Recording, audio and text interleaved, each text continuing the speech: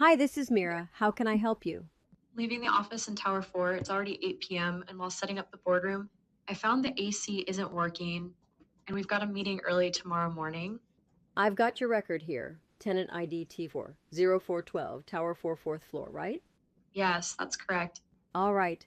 I'll check who's available from the maintenance team right now. Before Sure, someone heads out, can we try a quick check together? Sometimes it fixes cooling issues right away. sure.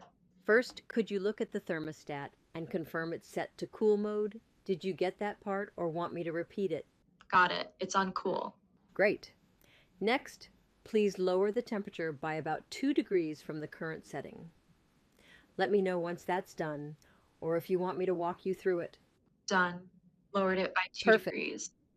Perfect. Now check if the fan mode is set to auto. Do you see that option on the display? Yes, it's on auto. Good. Finally, take a look at the thermostat screen. Do you notice any flashing lights or error icons? No, the display looks normal. All right. Could you send me a quick photo of the thermostat display on WhatsApp? I've just sent you a message there. Sure, sending now. Got it.